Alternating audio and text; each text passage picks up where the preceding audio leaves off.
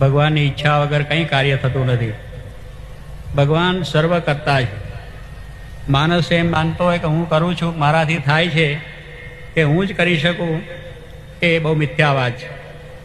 ભગવાન સર્વ કરતા પરમાત્મા છે અને એની ઈચ્છાથી, એની મરજીથી જ દરેક કાર્ય થાય છે. ભગવાનની મરજી વગર સૂકું પાંદડું પણ કોઈ હલાવી શકવા સમર્થ નથી. આપણે જાણીએ છીએ કે આ પવન છે બધું હલાવે છે, પણ પવનને પ્રેરણા કરનાર, શક્તિ આપનાર એ પરમાત્મા છે, એનાથી હાલે છે. એટલે ભગવાનની મરજી સિવાય આપણે કાંઈ પણ કરી શકીએ એમ નથી. હાથ હલાવી શકીએ નથી, વાણી બોલી શકીએ એમ નથી, અહીંથી ચાલી શકીએ એમ પણ નથી, પણ એની શક્તિથી આપણે આ બધું કાર્ય કરી શકીએ છીએ. એટલે ભગવાન એ સર્વ સત્તા, સર્વ કરતા પરમાત્મા છે. એની આગળની બીજી સત્તાઓ બધી નકામી છે. ભગવાનની સત્તા એ આપણે ભારતના વૈદિક માનનારા આપણા બધા જ ભાઈઓ માનીએ છીએ. ભગવાનની સત્તા આપણે સ્વીકારી છે. દરેક ધર્મો સંપ્રદાયો કહો એ બધા જ આપણે ભગવાનની સત્તા સ્વીકારીને ચાલીએ છીએ અને દુનિયા માત્રને એ સ્વીકાર્યા વગર છૂટકો પણ નથી. કારણ કે ભગવાનની અપાર શક્તિ છે.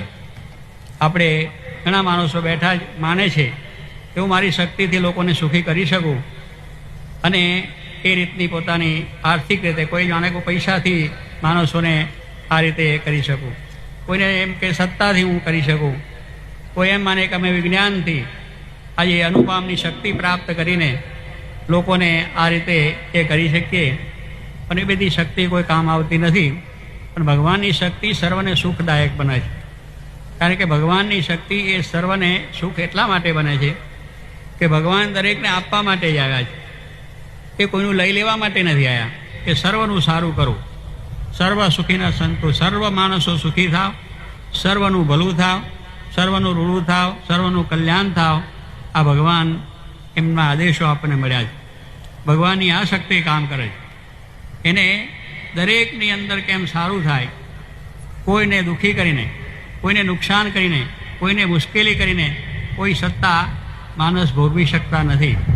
રાવણની શક્તિ અપાર હતી, આપણે જાણીએ છીએ, પણ એ ભગવાન રામની શક્તિ આગળ કોઈ કામ ના આવી. કારણ કે રાવણની શક્તિ આસુરી હતી.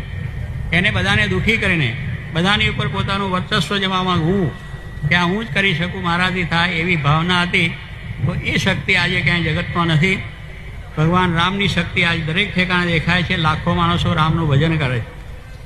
ભગવાન કૃષ્ણ પરમાત્મા એમની શક્તિ જો કામ કર્યું, કંસની શક્તિ કામ ના આવી. એની પાસે પણ ખૂબ શક્તિ હતી, પણ છતાં